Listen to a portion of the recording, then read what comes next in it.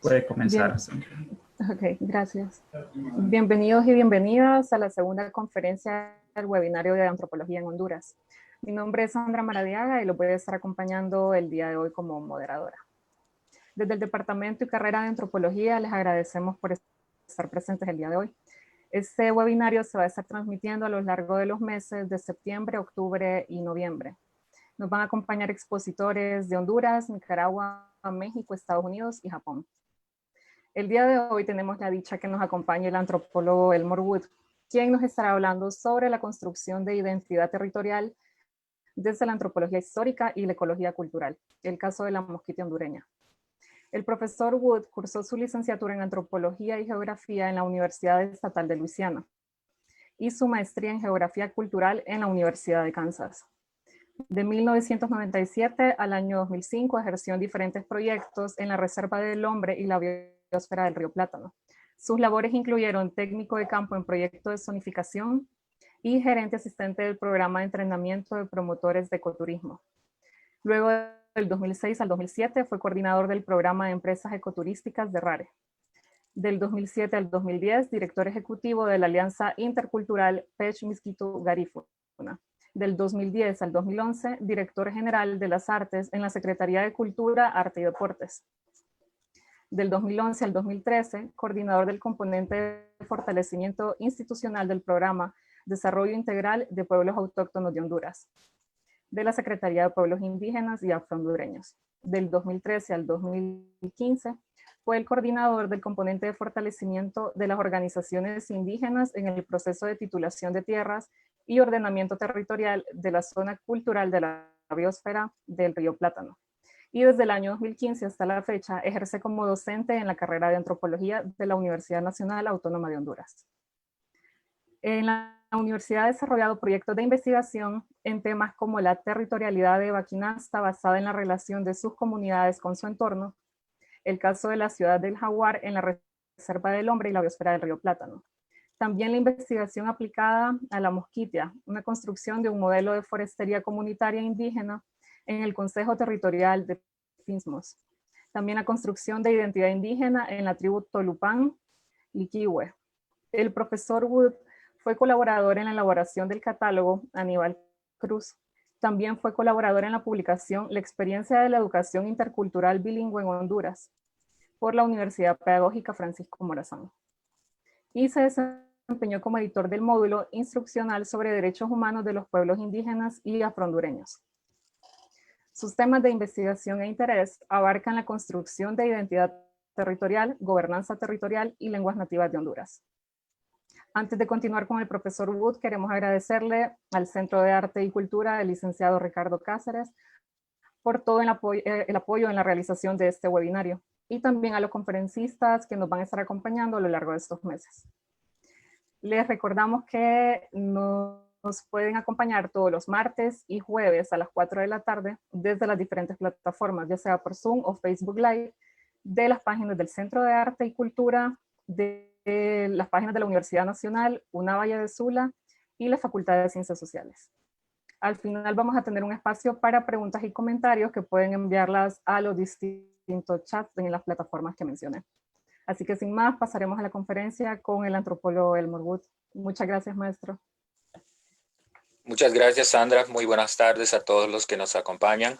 Es un gusto, un placer compartir con ustedes una información resumida sobre la experiencia de las comunidades indígenas en la Mosquitia en el tema que tiene que ver con construcción de identidad territorial.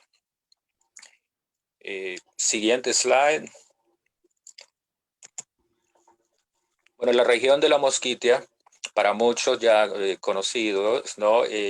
Se ubica en la parte oriental del país, en la región oriental del país. Se extiende básicamente desde el río Claura, en el noroccidente de la región, y las inmediaciones del río Tinto o Negro, y también las cabeceras de este mismo río, extendiéndose hasta el río Coco o Segovia. La experiencia que hoy quiero compartir con ustedes inicia con la creación de la organización MASTA en la región de la Mosquitia. Los misquitos por muchos años habían soñado lograr un reconocimiento legal, formal, de los territorios que ellos históricamente han ocupado. Estos reclamos, estas peticiones, nunca habían sido consideradas, nunca habían sido escuchadas, porque una de las razones o una de las necesidades que el pueblo tenía era la estandarización de la información o la estandarización de la realidad que ellos reclamaban como un derecho. Entonces, a partir del año 1976, cuando se establece MASTA como organización representativa de las comunidades misquitas, se empieza un proceso, ¿no? Un trabajo de reclamo y de solicitud de este reconocimiento legal de los espacios territoriales que las comunidades indígenas ocupan en la región de la Mosquitia. Entonces, los líderes eventualmente se dieron cuenta de que sin una información estandarizada, sin una información con el soporte académico, no iban ellos a poder lograr su cometido. Entonces empezaron a buscar apoyo a través de distintas organizaciones, básicamente internacionales, quienes se acercaron también a ciertos académicos que tuvieron el interés de apoyar este proceso en la región de la Mosquitia. Cabe destacar la participación entonces importante del profesor Peter Herlihy de la Universidad de Kansas, quien a través de un proyecto vino a trabajar en la zona de la Mosquitia con el primer proceso, ¿no? de mapeo participativo en toda la región de la Mosquitia. Y quiero hablar de entrada también un poco sobre la fundamentación teórica de esta experiencia. Siguiente slide. Básicamente, esta investigación, gracias. El slide que tiene que ver con la fundamentación teórica. El siguiente slide, después del mapa. Esta fundamentación teórica, entonces, básicamente, se basa en una antropología histórica y también la ecología cultural, además de la geografía regional desarrollada por pensadores como Julian Stewart, Carl Sauer, Robert West, William Davidson, quien trabajó por muchos años en el país, en Honduras, y también Peter Herlihy. Siguiente slide. Bueno, ¿cómo se construye entonces este territorio en el caso particular de la Mosquitia? Como parte de esa fundamentación teórica. Entonces, apoyándonos con la ecología cultural, se analizan los diferentes niveles de esa expresión espacial, que va de lo comunal a lo regional y eventualmente al nivel nacional. Esto era importante de entrada porque era necesario conocer, saber cuál era la interrelación que cada una de las comunidades tenía con esa intención eventualmente de construir lo que hoy conocemos como los consejos territoriales. También era importante los elementos del universo simbólico.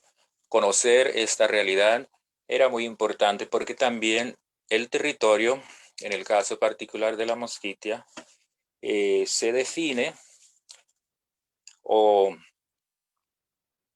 se materializa, en otras palabras, en base a esa relación simbólica que los miembros de la comunidad tienen con la tierra y también con los recursos naturales. Siguiente slide. Bien, también era importante conocer cómo los miembros de las comunidades asimilaban el espacio como una realidad, como actores ellos de este espacio territorial. Esto también se relaciona estrechamente con la apropiación del espacio o la apropiación del territorio de una manera instrumental. Y esto se manifiesta entonces en el uso que los miembros de la comunidad hacen de la tierra y también de los recursos naturales. Este elemento o esta parte, ¿no? Este componente del trabajo de investigación fue uno de los más importantes porque el análisis o el estudio de los usos de los recursos naturales o del uso de los recursos naturales y la tierra le brinda a uno esa información o esa data básica para entonces entender cómo los miembros de la comunidad o cómo estas comunidades se relacionan con su territorio, se relacionan con el espacio, se relacionan con los recursos naturales. Pero también entender un poco la idea de la distribución territorial de estos recursos y también la importancia que tiene las relaciones intercomunitarias cuando nos referimos al uso o al acceso de los recursos naturales. También otro elemento importante es cómo se construye ese espacio territorial a través del tiempo, ¿verdad? Esos espacios construidos por el tiempo y en el tiempo. Esta parte también fue fundamental, importante para la investigación porque también nos permitió definir los espacios territoriales para cada uno de los consejos territoriales.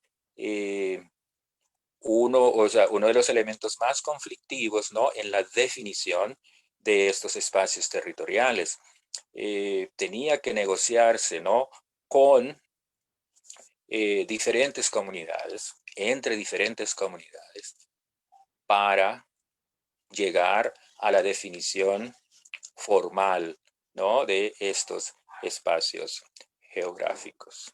Siguiente.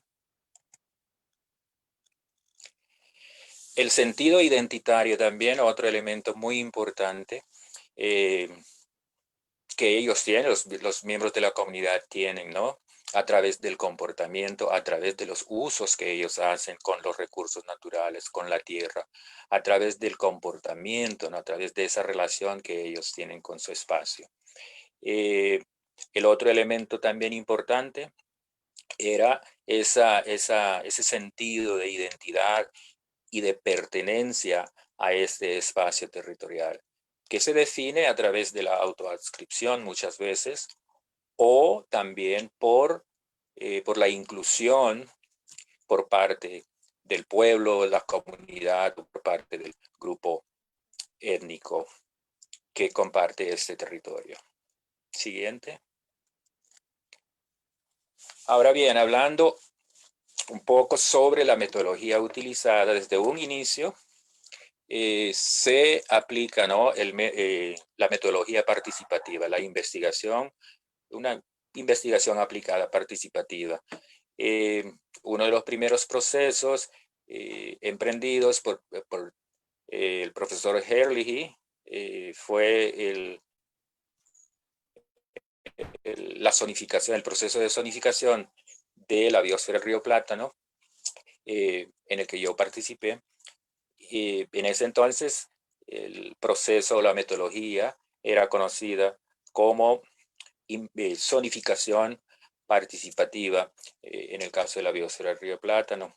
Algunos simplemente llaman a esta metodología investigación participativa o investigación aplicada participativa, y también últimamente se usa la idea, el concepto de lo que es la etnocartografía participativa. ¿En qué consiste entonces esta investigación aplicada en el caso particular de la mosquitia o la experiencia en la mosquitia?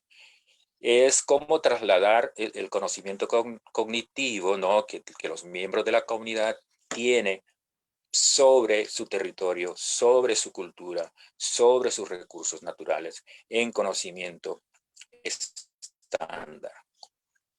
Era necesario entonces trasladar o traducir esa información cognitiva estándar.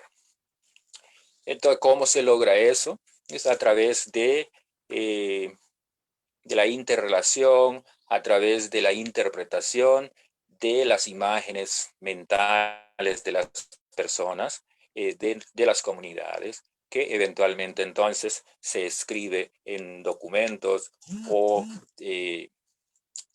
en este caso particular en mapas, ¿verdad? Es sobre uso de recursos naturales y el espacio ocupado por los miembros de la comunidad.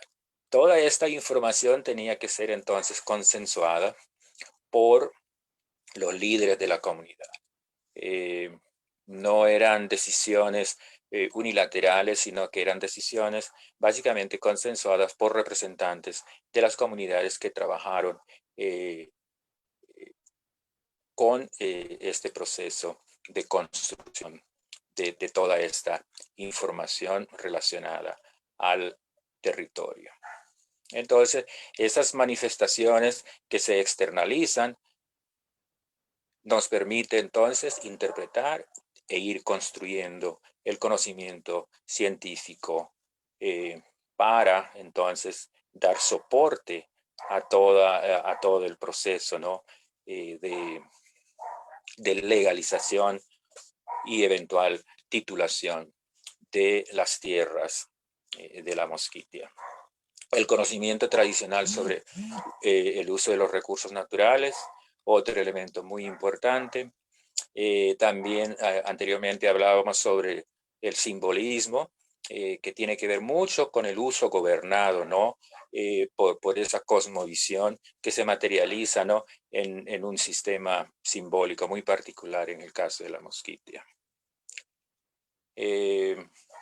En esta última experiencia que tuvimos recientemente, trabajando en el Consejo Territorial FINSMOS sobre forestería comunitaria, hicimos nosotros un ejercicio sobre el simbolismo del bosque, y es realmente interesante ver cómo las personas son gobernadas por los espíritus de los bosques, ¿verdad? Cómo se distribuyen los usos de recursos naturales en el espacio, dependiendo, ¿no?, de ese simbolismo que se materializa, ¿no?, en conductas en las comunidades. Era muy importante también el uso de mapas mentales o croquis de las comunidades, donde las personas o los miembros representantes de las comunidades plasmaban la información que se requería sobre el uso de los recursos naturales y hasta dónde se extendía el hábitat funcional y también el uso del recurso forestal. Otro aspecto importante de este trabajo es la compilación o la recopilación de toda esa información topográfica, utilizando topónimos para el caso. Entonces se tiene una lista grande de estos topónimos que también sirvieron para actualizar los mapas que el Instituto Geográfico ha estado elaborando. Siguiente slide.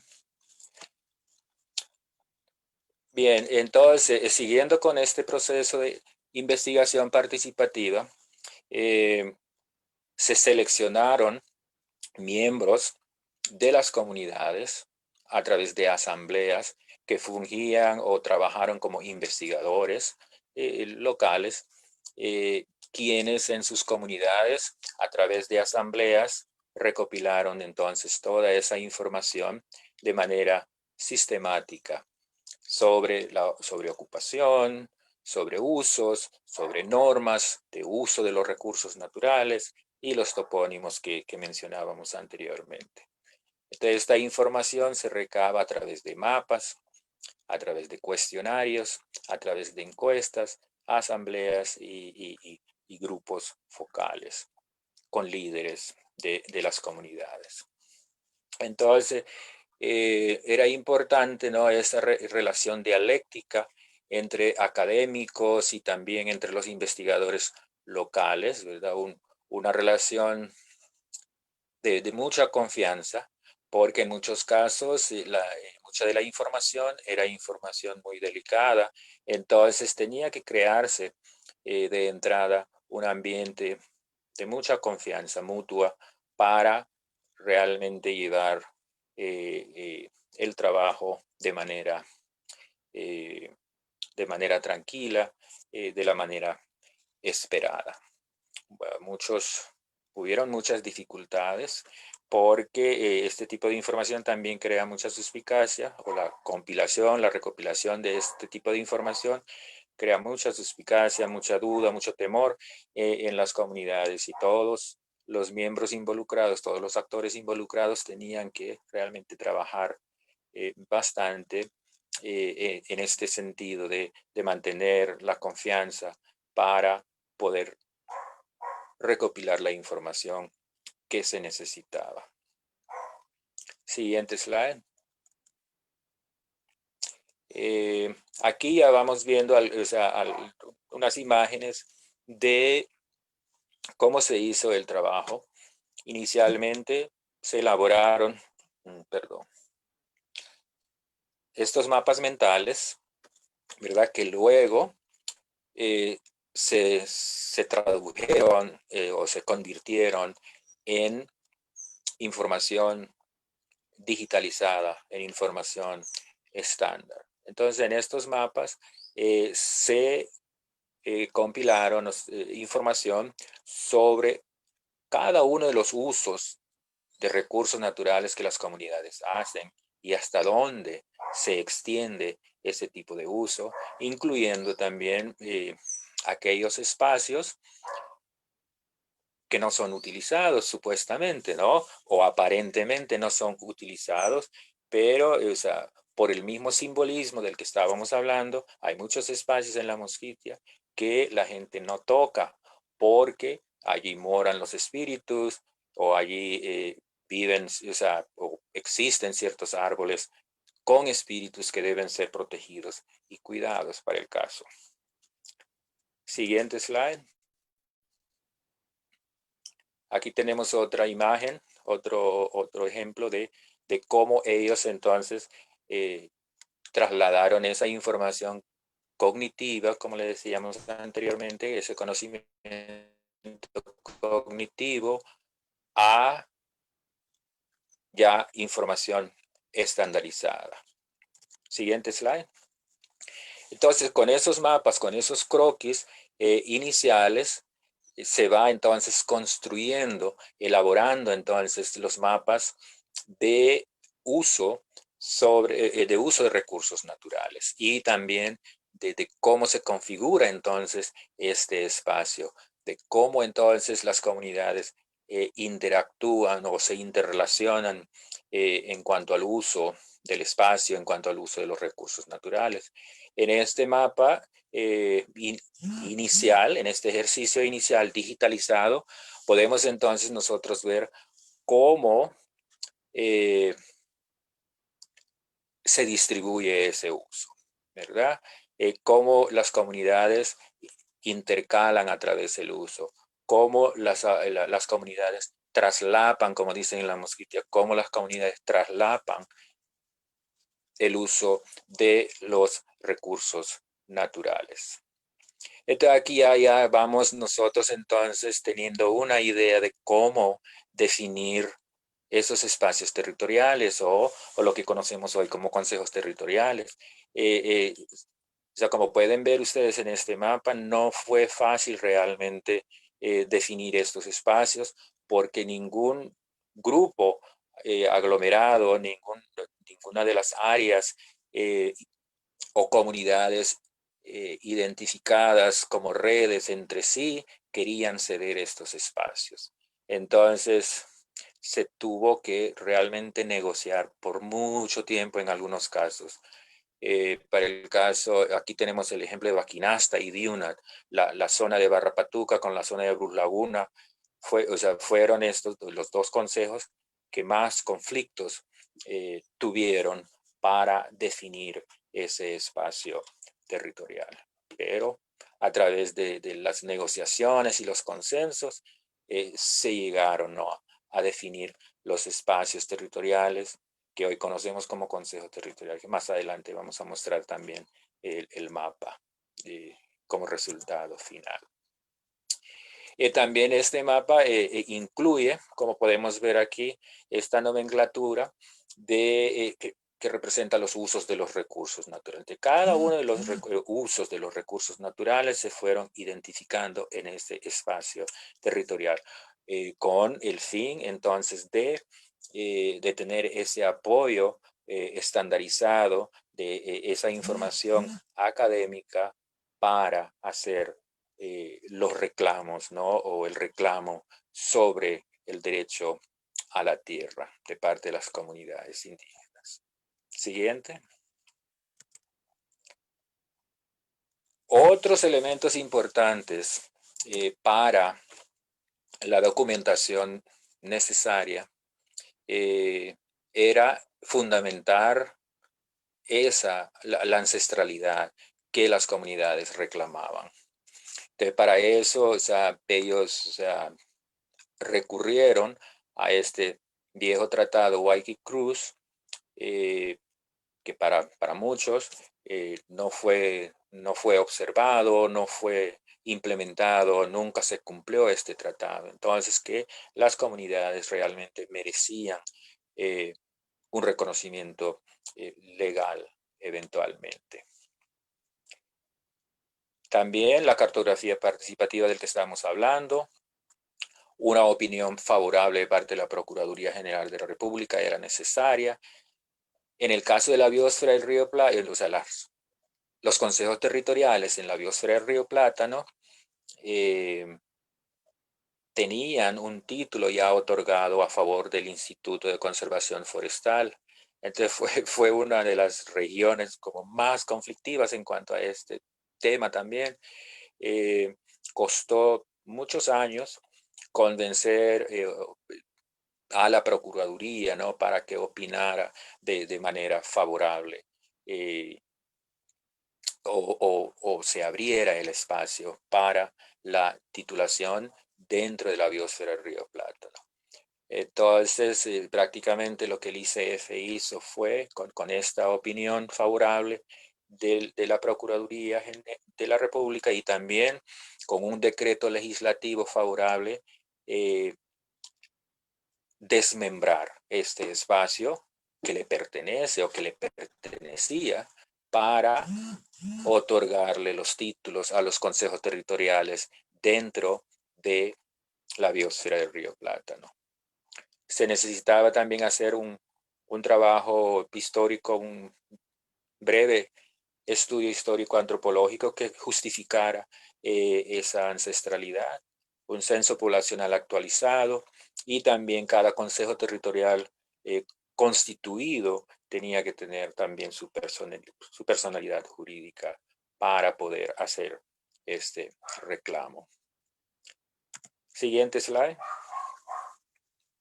Entonces, a través de este proceso se definen entonces estos espacios territoriales de manera clara, de manera estandarizada, con el apoyo de antropólogos y geógrafos nacionales y de afuera, extranjeros, definiendo entonces 12 consejos territoriales misquitos en el territorio de la Mosquitia. Aparte de estos 12 consejos territoriales, también se tituló el espacio territorial para el Consejo de Tribu Pech de la zona de las Marías, y también un título a favor de el Consejo Barauda de la comunidad garífuna. Siguiente slide. Aquí tenemos el ejemplo de uno de los mapas. Siguiente slide. Mapas, en este caso tenemos el mapa de Baquinasta, la zona de Huampusirpi, la región de Huampusirpi. Ya un mapa digitalizado y ya bien definido, o sea, el mapa con sus descripciones, con sus puntos de referencia y también ya con su código cadastral o catastral. Siguiente. Así como Baquinasta consigue su título, también todos los otros consejos territoriales, ¿verdad?, logran la titulación, y este es uno de los mapas finales digitalizados, elaborados en la Universidad de Kansas. Cabe mencionar de que también aquí participaron estudiantes de la Universidad Pedagógica en este trabajo con el profesor Herlihy. El producto final, donde podemos entonces ver los 12 consejos territoriales misquitos. También vemos el Consejo de Tribu Pech de las Marías, Barauda de los Garífunas, y también el territorio Tahuasca. Siguiente slide. Entonces, ya con toda esta información, que no se da de la noche a la mañana, ¿verdad? Este proceso realmente inicia en los años 80 con el primer trabajo que Peter Herlihy hace. También hay que reconocer el trabajo que Bill Davidson también hace en la región de la Mosquitia, con los Tahuascas, para el caso. Y bueno, básicamente el proceso empieza en los años 80, como le digo. En 1997 se inicia con el proceso también de zonificación de la región de la biosfera del río Plátano, que alimenta con mucha información que eventualmente se utilizaría o se utilizó para ya la definición de cada una del río Plátano, y el ICF tenía que dar esos títulos. Y en este slide podemos ver el ejemplo, ¿no?, de uno de esos títulos otorgados por el ICF. En este caso tenemos el título de DUNAC, de la región de Urub Laguna. Siguiente slide. Ahora, los territorios fuera de la biosfera del río Plátano fueron titulados obviamente por el INA, que también desarrolló un trabajo de mapeo participativo, también un trabajo de censo, un trabajo censal, y también los estudios histórico-antropológicos que eran necesarios para acompañar a la petición. Siguiente slide. Ya para ir terminando, uno de los retos, los retos y las perspectivas ahora en la región o en el territorio o en las comunidades misquitas, principalmente en los consejos territoriales, son entre otros la gobernanza, cómo gobernar el territorio. Ahora es la gran preocupación, cómo gestionar ese territorio. Es una de las preocupaciones más grandes que tienen las comunidades. Cabe señalar de que después de que se postulan, ¿verdad? Los últimos títulos fueron otorgados en el 2015. Hemos visto de que hay una amenaza mucho mayor, mucho más grande que en el pasado. Con los títulos de los consejos territoriales vemos que hay más invasiones de tierras, más apropiación ilegal de tierras, aún teniendo las comunidades sus títulos formales, títulos de propiedad, títulos definitivos. Entonces, el tema de gobernanza ahora también está en boga. Estamos viendo de que muchas organizaciones, muchas instituciones internacionales, organismos internacionales están también apoyando estos procesos de construcción de ese gran proyecto de gobernanza territorial. Eventualmente también los consejos territoriales están hablando, ¿no? Están pensando en crear o establecer municipios indígenas en cada uno de sus consejos territoriales o convertir los consejos territoriales en municipios indígenas. Ese será otro proyecto largo, otro proceso largo, pero bueno, estas son algunas de las ideas que las comunidades, los miembros de las comunidades o el liderazgo de los consejos territoriales manejan. Tenemos también otra necesidad sentida por los miembros de la comunidad, que es la delimitación de la plataforma marítima a favor del pueblo. ¿Por qué se reclama esto? Se reclama esto porque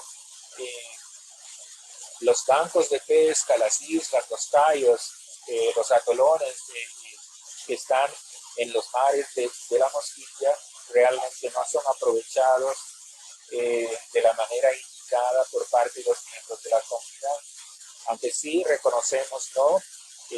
La actividad de la pesca, la actividad del buceo, con sus consecuencias positivas, con muchas consecuencias negativas, pero la gente siente de que no tienen realmente un acceso justo, ¿sí? Por lo que reclaman eventualmente también el reconocimiento formal de esta plataforma marítima, ¿no? Y es un proyecto que me parece también bastante complejo por todos los intereses, ¿no? Nacionales que también existen en la región de la Mosquitia. Otro tema que ahorita en la actualidad se está tocando, se está hablando, es la autonomía política. Hay muchos grupos ahora organizados con el fin de construir un proyecto de autonomía política de la región de la Mosquitia. Estas son realidades, algunos de los temas realmente son muy delicados.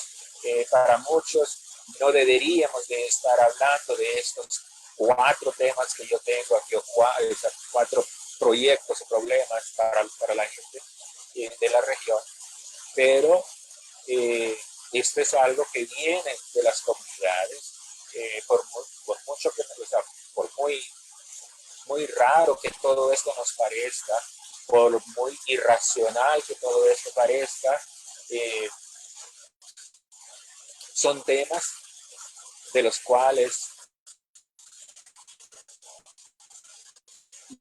los miembros de las comunidades indígenas están hablando. Entonces creo que también es nuestra responsabilidad reflejar esta realidad. En cuanto a la gobernanza territorial, actualmente los procesos están como detenidos porque también la dirigencia máxima de la región Masta está prácticamente dividida.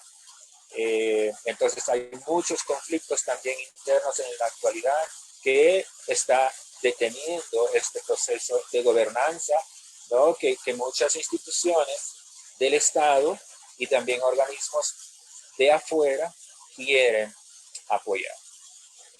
Bueno, esta es toda la información bueno, parte de toda esa información que quería compartir con ustedes el día de hoy. Muchas gracias.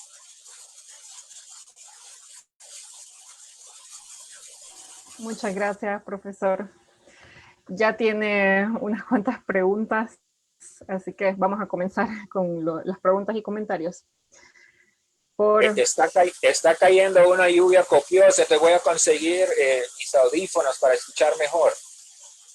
¿Está bien?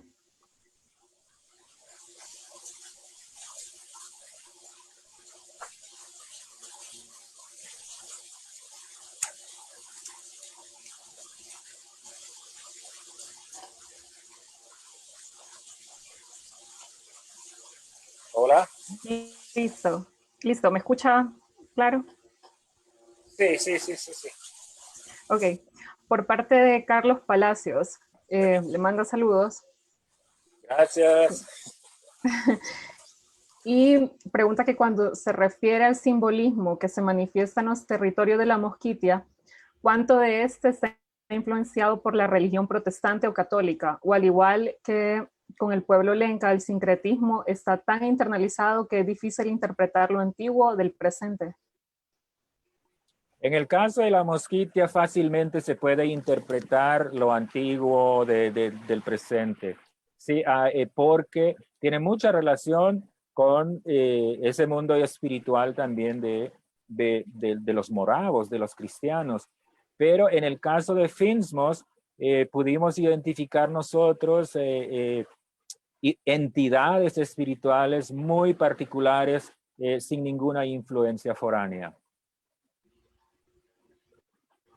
Perfecto. Siempre de Carlos Palacios.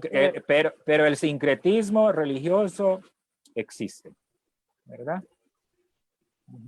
Okay.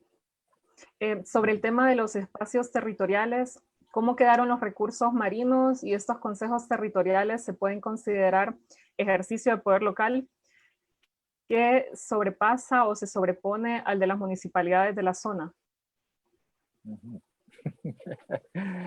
Muy buenas preguntas. No, mencionaba de que en los títulos no se habla prácticamente nada sobre los recursos marítimos. Por eso, ¿no? Este proyecto, esta idea de también reclamar ese espacio geográfico, ¿no? La plataforma marina. No se habla en los títulos sobre recursos marinos. La otra pregunta tiene que ver con la gobernanza, consejo territorial versus las alcaldías municipales. Existen grandes conflictos entre las alcaldías y los consejos territoriales. Algunas alcaldías y consejos territoriales han tratado de trabajar de manera colaborativa, pero no hay nada claro, no hay nada definido. Por eso creo que es muy importante, ¿no?, trabajar en un proyecto de gobernanza donde tanto las municipalidades como los consejos territoriales tengan el panorama claro, ¿no? Lleguen a decisiones claras. Pero hay muchos conflictos porque las municipalidades que defienden, o sea, justifican su existencia, su ejercer en estos territorios en base a la autonomía que ellos también tienen, ¿no? Entonces sienten de que los consejos territoriales están prácticamente tratando de usurpar el espacio de las alcaldías. Okay. Por parte de la licenciada Silvia González, felicidades al profesor Elmore por su trabajo. Y su pregunta es, ¿qué consecuencias se prevén dada la crisis COVID actual? ¿Cuáles son las perspectivas post-pandemia en la Mosquitia? Bueno, ¿cuáles son las perspectivas post-pandemia en la Mosquitia? Mire, una de las consecuencias, hablando de territorialidad, es que aprovechando la cuarentena, muchas familias de afuera han invadido tierras misquitas, han invadido las cabeceras de los ríos, han invadido el bosque latifoliado, el mejor bosque latifoliado, el más prístino, el mejor conservado. Han invadido, para el caso, las cuencas del río Tuas, han invadido las cuencas del río Sicri, del río Tuscruas. Entonces, ya cuando salgamos de la cuarentena, uno de los problemas graves va a ser lidiar realmente con esta nueva gente que está llegando y está ocupando estos espacios en las cabeceras de los ríos. ¿Qué va a pasar en el futuro cuando todos estos bosques se destruyan, cuando todos nuestros ríos se contaminen? Mucha gente está diciendo de que eventualmente los mosquitos van a salir flotando por el mar y no van a hallar para dónde ir. Sí, es una lástima, la verdad. Tenemos otra pregunta referente al tema de la gobernanza local. Creo que acaba de mencionarnos un poco sobre eso. ¿De qué recomendaciones propondría referente a la problemática entre la disyuntiva entre las alcaldías municipales y los consejos territoriales? Tienen que sentarse a hablar, como dije anteriormente, ¿no? Tienen que trabajar en un proyecto de gobernanza. ¿Por qué? Porque los consejos territoriales tienen los títulos en sus manos y ellos van a seguir luchando por sus derechos, por los derechos que ellos reclaman, al igual que las alcaldías municipales. Entonces, aquí es de llegar a negociaciones, llegar a consensos, y eso viene a través del diálogo, a través de... Tiene que construirse un gran proyecto de gobernanza para la Mosquitia. Sí. Yo tengo una pregunta, maestro. Me fijaba que en el mapa de uso tradicional de la tierra no se veían sitios arqueológicos. Quería saber qué papel juegan los sitios arqueológicos en esta parte de la identidad territorial en los misquitos. Bueno, los sitios arqueológicos tradicionalmente son considerados como sitios sagrados, ¿verdad? Sitios donde la gente, pues, espacios que la gente edita, espacios de donde la gente no, o sea, tradicionalmente no extraían los recursos, no levantaban las piedras, como ellos dicen, refiriéndose a las piezas arqueológicas. Pero sabemos de que o sea, también, o sea, esa gran influencia, ese impacto, ¿no? de la influencia que tiene las poblaciones de afuera, o la cultura nacional, por así decirlo, ha hecho que la gente cambie de parecer, cambie de actitud, cambie de comportamiento, y hayan saqueado los sitios arqueológicos o siguen saqueando los sitios arqueológicos. Pero generalmente es la gente de afuera la que incita, la que provoca este tipo de acciones. Los sitios arqueológicos no fueron identificados en los mapas por obvias razones. En los cuestionarios esa información aparece, en los cuestionarios viene esa información, pero ellos como estrategia dijeron, ¿verdad? También los investigadores, ¿verdad? Sí, vamos a entonces retener esta información sobre sitios arqueológicos, pero no se va a reflejar en los mapas por esa misma razón, ¿no? del looting, del guaquerismo, de la extracción ilegal de estas piezas. Entonces estos sitios están relacionados con este simbolismo de los bosques, lugares que no se tocan. Sí, muchos de los sitios arqueológicos o sitios históricos se consideran como sitios sagrados, ¿no? Pero no olvidemos también, ¿no? Hay un cambio, un proceso de cambio cultural muy fuerte en la región de la Mosquitia. Gracias, maestro. Tenemos otra pregunta relacionada con la autonomía política. Preguntan si esto va a determinar el narcotráfico y deforestación en la zona. Si esto va a determinar, o terminará, perdón, con el narcotráfico y deforestación de la zona. Ok. Yo creo que, o sea, un proyecto de autonomía no necesariamente va va a paliar o va eliminar el narcotráfico, ¿no? Son situaciones, factores externos de mucha fuerza que condiciona, ¿no? el tráfico ilegal de estupefacientes a través de la mosquitia. No solamente es la mosquitia, porque la mosquitia es un espacio no muy poblado como el resto de Honduras. Es por eso que ahí es donde más aviones caen. Obviamente también la ubicación estratégica geográfica, ¿no? Ahí están los mares y por ahí van a pasar las lanchas cargadas, ¿no? Muchas playas desiertas que los traficantes aprovechan, ¿no? para mover su producto. Son otras las condicionantes, ¿no? Serán otros los factores, ¿no? que vengan eventualmente, si es que eventualmente se va a detener el tráfico ilegal de droga. ¿Cuándo? Cuando los norteamericanos dejen de consumir droga. ¿Cuándo? ¿Y quién condiciona eso? ¿Sí? Sí. La gente está muy interesada en este tema de la gobernanza. Preguntan que cuáles son las amenazas actuales a estos procesos y quiénes son los actores. Bueno, una de las amenazas principales que nosotros estamos observando son estos movimientos divisionistas, ¿no?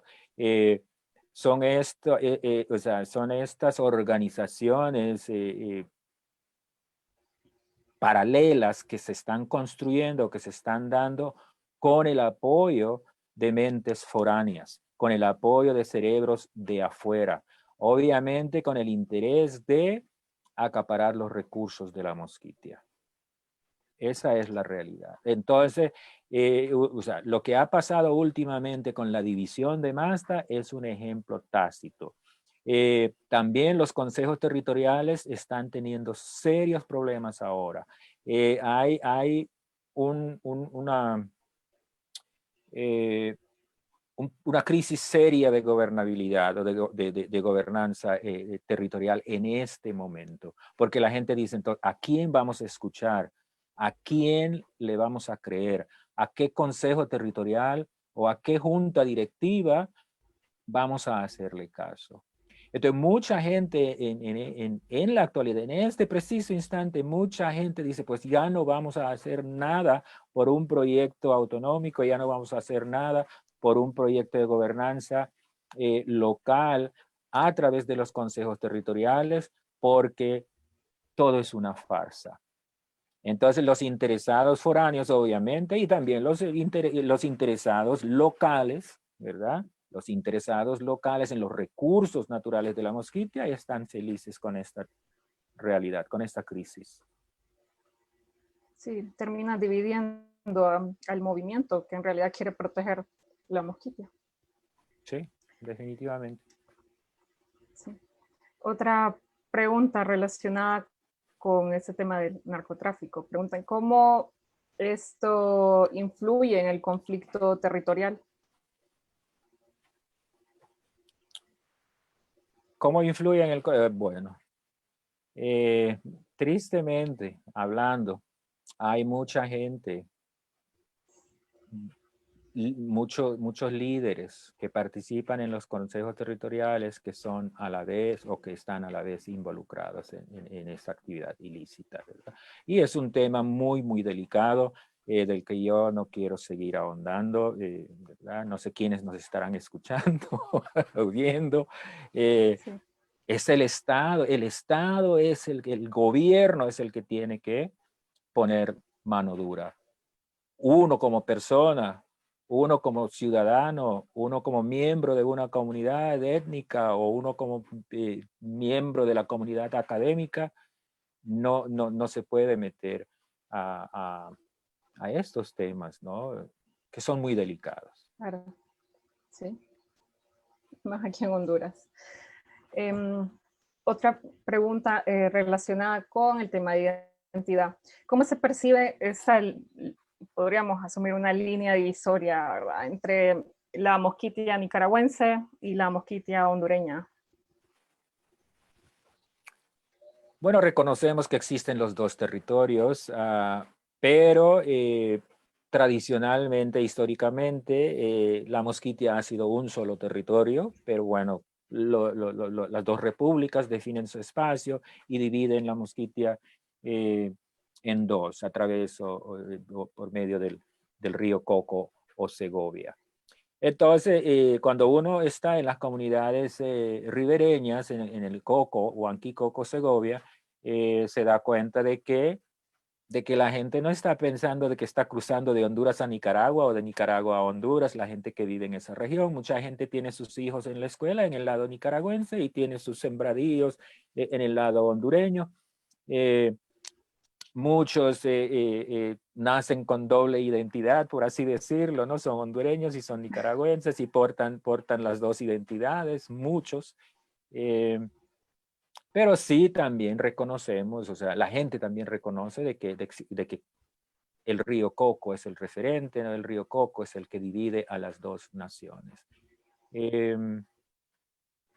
muchas veces uno se da cuenta de esa realidad cuando las autoridades policiales o las autoridades militares le reclaman algo o le piden una identidad o le piden un permiso para cruzar el río, ¿no? Pero para los miembros de la comunidad ribereña, el río Coco es una sola cuenca para ellos. Sí, es algo fluido, me imagino. Sí, sí. Sí. La última pregunta por parte de Stefan Molina. ¿Hasta qué punto es conflictivo la construcción identitaria tradicional entre los misquitos? Es decir, si existe cierta simbología hacia el territorio y los recursos naturales, esa debería de ser compartida por todos. ¿Qué pasa si los significados no son igualmente sagrados para todos sus miembros? ¿Implica esto en lo mismo sentimiento de pertenencia de ellos hacia su grupo y hacia su territorio, o todos estos significados son iguales? Bueno, no todos los significados son iguales. Hay muchos miembros de la comunidad, que prefieren tener un estatus legal diferente para sus territorios. Muchos quieren que se abra también el espacio para la titulación de espacios privados, para la titulación de espacios individuales. Entonces, esto también crea mucho conflicto, ¿no? Crea mucho conflicto, pero eso no necesariamente te va a evitar o te va a no permitir ser parte de una comunidad étnica X, ¿no? Los puntos de vista en cuanto al uso, acceso de recursos naturales son diversos, son variados, ¿no? Aún en las comunidades más pequeñas. Pero esa realidad no te va a hacer no misquito, ¿verdad? En el caso particular de los misquitos y también en el caso de los tahuacas o garífunas y pez de la región. Muchas gracias, profesor. Ya nos quedamos sin tiempo, pero le agradecemos mucho por su presentación. Estoy segura que todos los presentes están encantados con el tema que nos presentó hoy. Y recordarles que el próximo martes vamos a tener la siguiente conferencia y nos va a acompañar la antropóloga Ana Hasseman con el tema Entre sobre la... Igual.